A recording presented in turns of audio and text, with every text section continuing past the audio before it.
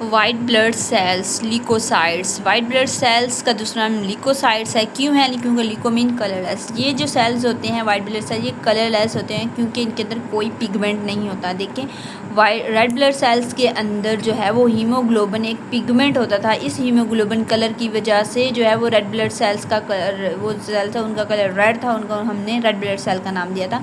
लेकिन white blood cell colourless होते हैं, इनके अंदर कोई पिगमेंट नहीं होते। ठीक है, they are not confined to blood vessels and also migrate out into the tissue fluid. अब देखें, जो रेड ब्लड सेल्स थे ना, अगर उनका और वाइट ब्लड सेल का कंपैरिजन किया जाए तो रेड ब्लड सेल्स हमेशा ब्लड वेसल्स में ही अराउंड कर रहे होते, उनके अंदर ही उनका फ्लो हो रहा होता था डिफरेंट बॉडी पार्ट्स तक ही।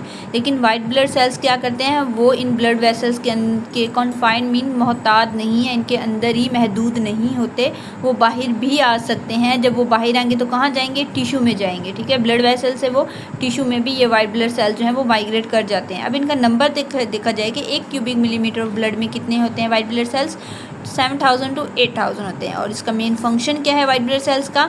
Main agent in body defence system. हमारा जो डिफेंस सिस्टम है, जिसे हमने इम्यूनिटी सिस्टम कहा था, इम्यून सिस्टम कहा था, उसका ये मेन एजेंट होता है। वाइट ब्लड सेल जो होते हैं वो हमारा एक दिफाई निज़ाम में हेल्प करते हैं, उनका एक मेन एजेंट होता है। जिस तरह हमारी सरहदों पे जो है वो हमारी फौज रह रही होती है और पूरे मुल्क की जो है वो हिफाजत कर रही होती है, इसी तरह हमारी बॉडी की जो है ये डिफेंस सिस्टम में ये जो मेन एजेंट जो होता है वो वाइट ब्लड सेल्स होता है। ये कोई भी जर्म जब बॉडी में एंटर होता है तो उसके खिलाफ जो है वो लड़ता है, उसको किल करता है और इन्फेक्शन काज करने से रोकता है।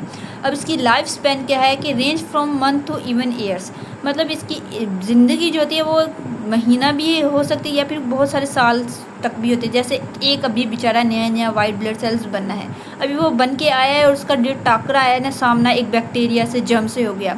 अब इसको मारने के दौरान इसकी डेथ हो जाती है। ठीक है, और एक और वाइट ब्लड सेल्स है, वो बेचारा काफ़ी अरसे से, काफ़ी सालों से ही है, लेकिन उसका आज तक किसी जर्म्स, किसी बैक्टीरिया से सामना ही नहीं हुआ, तो वो भी इतने सालों तक उसकी ज़िंदगी है।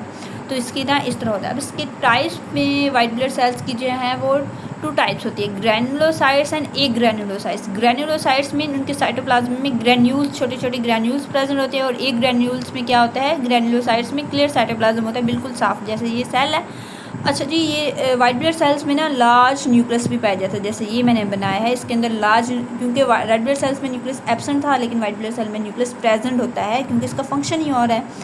ठीक है, और इसके न्यूक्लियस में जो है वो साइड पे ये ग्रैनुलर्स के जो साइटोप्लाज्म है उसमें छोटे छोटे ग्रैन्यूल्स प्रेजेंट होते हैं, जिसकी वजह से हमने उसे ग्रैनुलोसाइट्स कहा होता है। एक ग्रैनुलोसाइट्स में जो है वो उसके साइटोप्लाज्म बिल्कुल क्लियर होता है, साफ़ सुथरा होता है, कोई ग्रैन्यूल्स नहीं होते। ठीक है, एंड देन जो है वो ग्रैनुलोसाइट्स के हम टाइप्स देखते हैं जिनके अंदर ग्रैन्यूल्स थे साइटोप्लाज्म में।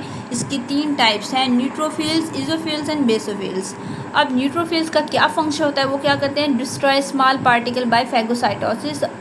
जो भी पार्टिकल, स्मॉल पार्टिकल हमारी बॉडी में एंटर होते हैं, फॉरेन पार्टिकल्स होते हैं, फॉरेन एजेंट्स होते हैं, तो न्यूट्रोफिल्स क्या करते हैं? ये उनको इंगल्फ कर लेते हैं, उसको फैगोसाइटाइज मीन उसको इंगल्फ कर लेते हैं, उसको जो है वो ख़त्म कर देते हैं। फिर यूज़ोफिल्स का क्या काम है कि break inflammatory substances and kill germs. ये क्या काम करते हैं? अगर हमारी बॉडी में कहीं पे भी इन्फ्लेमेशन हो जाती है, कहीं पे भी सूजन हो जाती है, तो ये यूज़ोफिल्स जो कि वाइट ब्लड सेल्स ग्रैनुलोसाइट्स की टाइप्स है, वो ये वहाँ जाके उस स्टेज पे, उस बॉडी के पार्ट पे जाके जो सब्सटेंस वो सूजन काज कर रहा था, वो इन्फ्लेमेशन काज कर रहा था, उसको जाकर ब्रेक करता है, ख़त्म करता है, और उस वहाँ पे जो जर्म्स होते हैं उनको भी किल करता है। इसके अलावा किल मतलब जर्म्स 2 फंक्शन है इसके, एक तो वो इन्फ्लेमेटरी सब्सटेंस को ब्रेक कर रहे हैं और दूसरा वो है वो जर्म्स को भी किल कर रहे हैं। और तीसरा जो बेसोफिल्स है, इसका क्या फंक्शन है? प्रिवेंट ब्लड क्लॉटिंग, ये खून को जमने से रोकते हैं। तो ये ग्रैनुलोसाइट्स की 3 टाइप्स है, उनके ये 3 फंक्शन। अब जो एक ग्रैनुलोसाइट्स हैं उसके आगे 2 टाइप्स है, ये है मोनोसाइट्स एंड लिम्फोसाइट्स। मोनोसाइट्स क्या करते हैं? Produce macrophages. Macro mean large and phases mean जो इनगल्फ कर सकते हैं,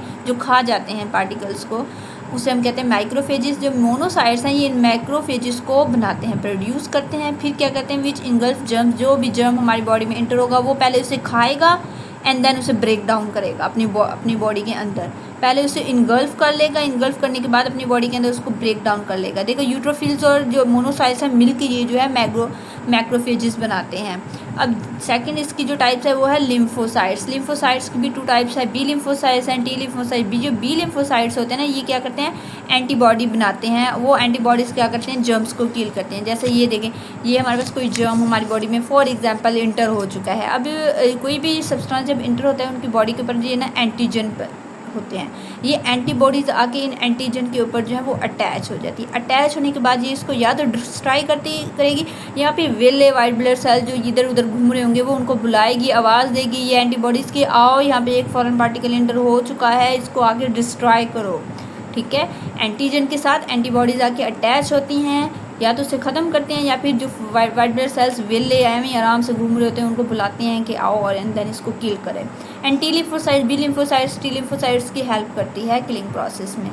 तो ये हमारा था आज का टॉपिक वाइट ब्लड सेल्स।